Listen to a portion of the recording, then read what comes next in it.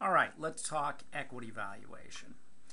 So you may have had an intro course or other courses we talked about valuing stocks, and basically a lot of those courses we start fairly theoretical.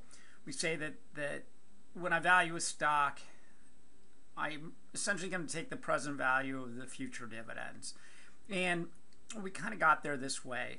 If we think about other types of financial assets, let's take fixed income, for example. With fixed income, we have a contract that identifies when interest payments are going to come, the face value you're going to receive. So essentially with fixed income, it becomes an exercise of mapping out the cash flows, deciding on the discount rate that will satisfy the bondholders, and then all we have to do is take the present value of the cash flows. With equities, it's a lot trickier. We know that some stocks pay dividends, some stocks don't. I'm entitled to any capital gains. I can sell my stock in the future. So let's start with the basic notion from, probably done in an intro class.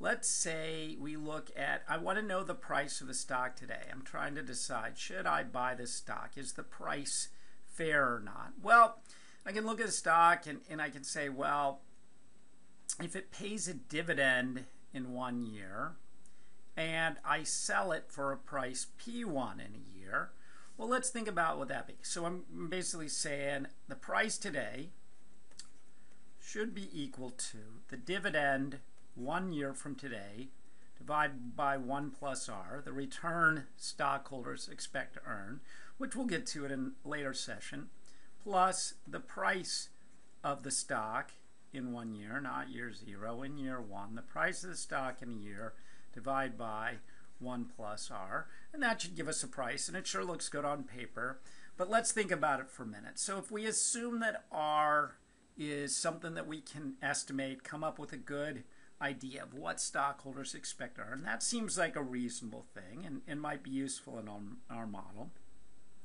D1, we know that at least for U.S. stocks, dividends tend to be sticky. They tend to be somewhat predictable. So that might not be a hard estimate. But obviously the hard estimate is here, P1.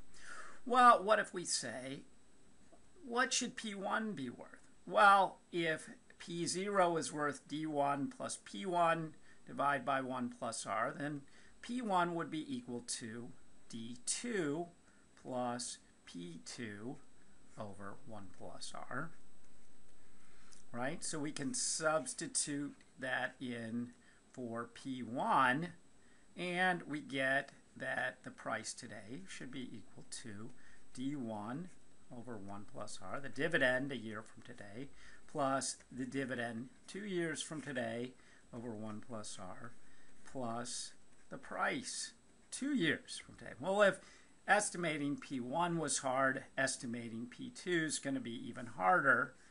So let's make another substitution. We'll say that P2 equals D3 plus P3 over 1 plus R.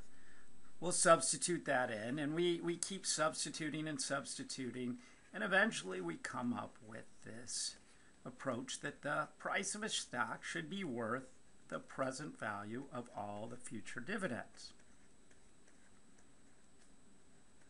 I forgot a square up here, right? So let's fill that in. And so on. And so we can say that the price of the stock should be worth the present value of all the future dividends. Well, what if we have a stock that is currently not paying dividends? A stock they're reinvesting them all in the company, and so D1, D2. Well, theoretically, maybe I just assume that they start paying dividends in year 10. Like when I was in MBA school, we used to talk about Microsoft as this big growth stock that would never pay dividends. Well, eventually you got a point where they were really large and didn't have a lot of enough internal investment, so they started paying dividends, and a lot of companies do that. And then we say, but yeah, that's interesting, but not particularly useful. I mean, if I'm looking at a growth stock and they're not going to pay dividends for 10 years or 15 years, how am I going to guess that?